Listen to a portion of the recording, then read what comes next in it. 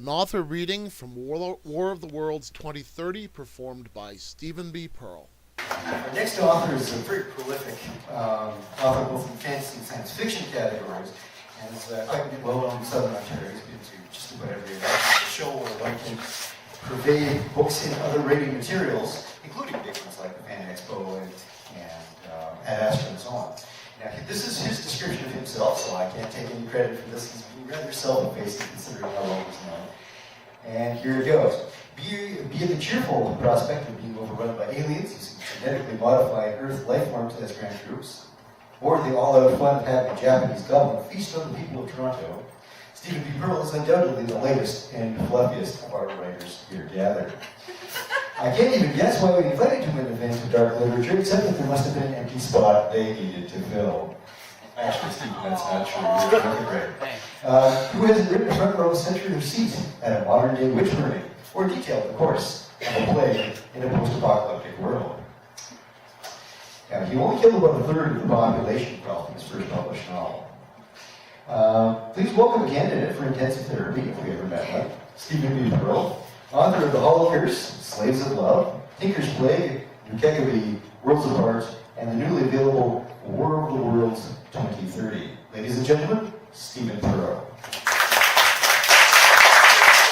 Thank you. Well, thank you for the introduction and the kind applause, and hi everybody. Well, War of the Worlds, War of the Worlds, it's attacking me. It's kind of self-explanatory. It's an homage to H.G. Wells, dealing with some of the same principles in a completely modernized way. And let's see. Yes, I'm going to be reading the first chapter, and hopefully we can get through it in time. The two black zodiacs sped noiselessly towards the shore.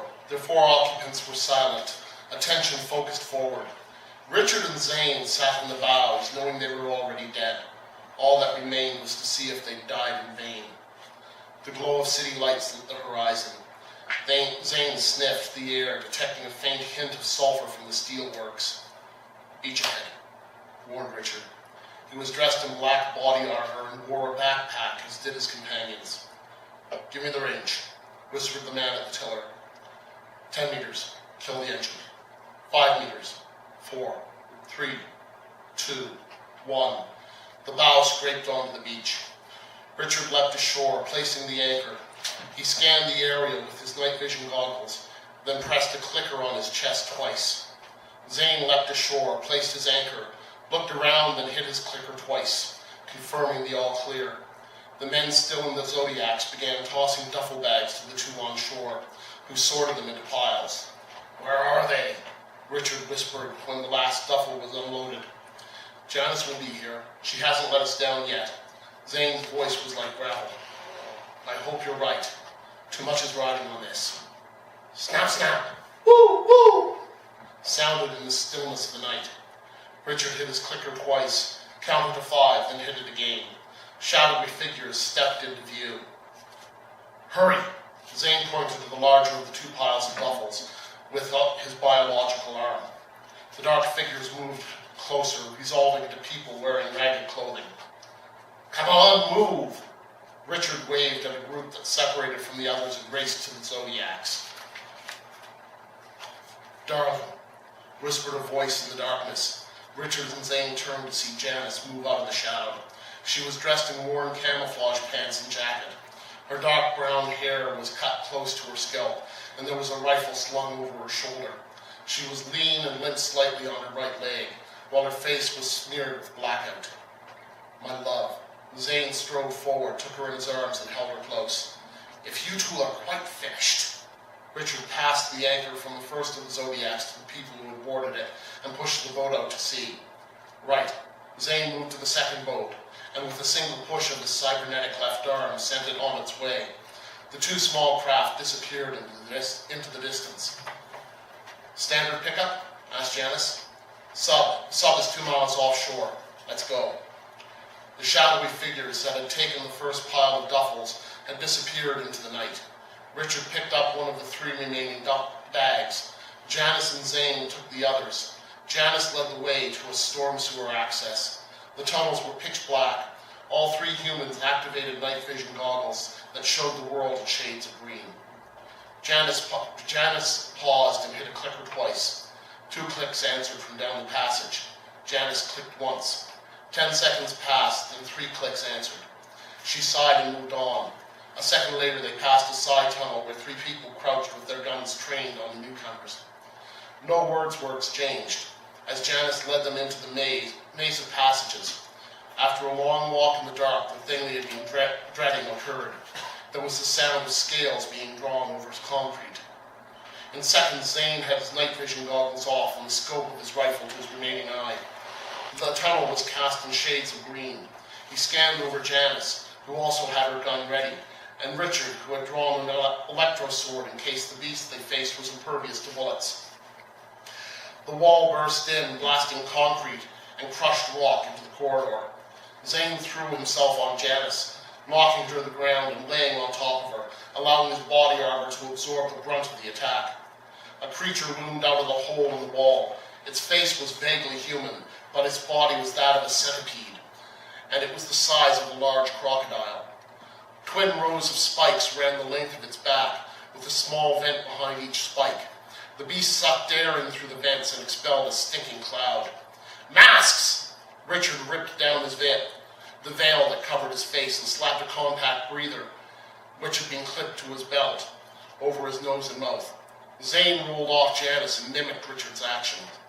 Janice scrambled to her feet and fell back along the tunnel firing at the beast. "High-low," ordered Richard. "On it," replied Zane. The beast lunged into the corridor and turned to Janice. It started after her, but a burst of automatic fire from Zane's rifle caught its attention. The bullets bounced off its armored sides, no more than mosquito bites to the beast. "Come on, ugly, your father was a ladybug."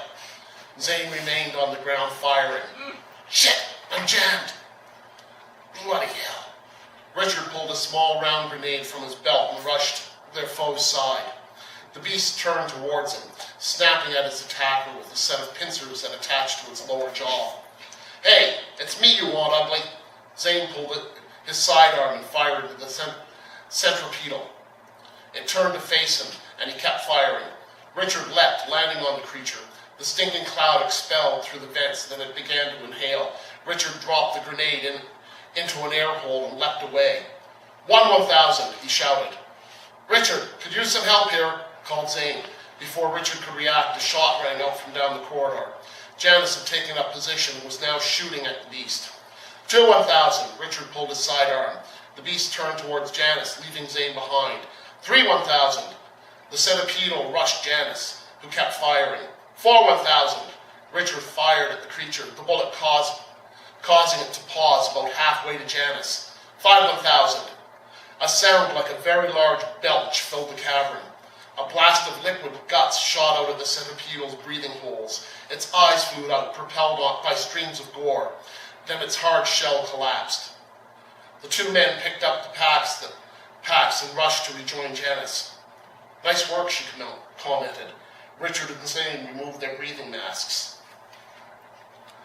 Fortunately, centipedals tend to be solitary, a carryover from their original genetic. "But we shouldn't stay here," said Richard, his voice sounding very much the British professor. "Still Richard, isn't he?" asked Janice. "Would you want him any other way?" Zane took a moment to scratch at the seam where the simulated scar tissue that covered the cybernetics on his left side met his real skin, before returning to the defensive suit's veil.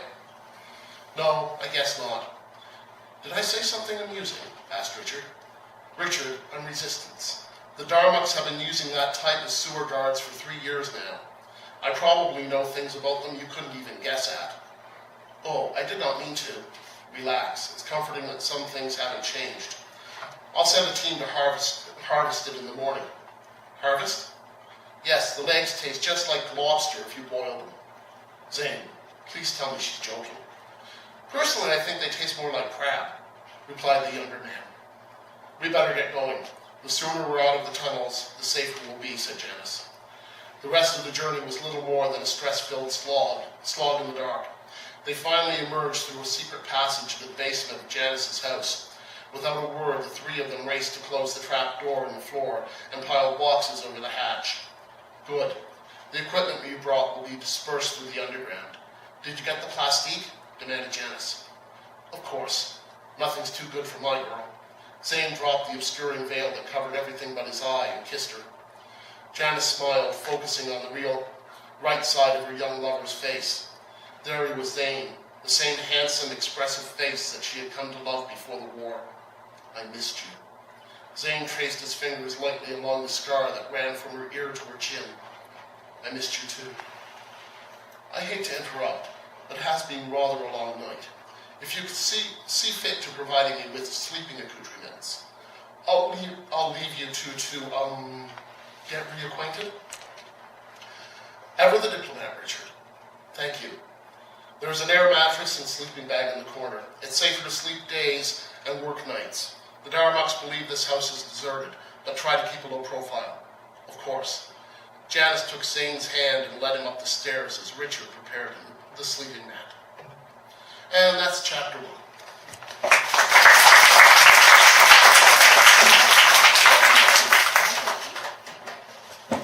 Stephen B. Pearl, ladies and gentlemen. Thank you very much for that. Clearly, he has a different definition of light and fluffy than I do. Good dramatic stuff. I wanted to say, by the way, as we should mention, since of course this is all about the books, we have books from a number of the authors here. Feel free to speak to one of the folks on the side if you're interested in taking a look at one of the books. They're all, of course, available for sale. This reading has been brought to you by the works of Stephen B. Pearl. For more information on Stephen and his works, please visit his website at www.stephenperl.com or purchase through the buy links on his Amazon page listed below.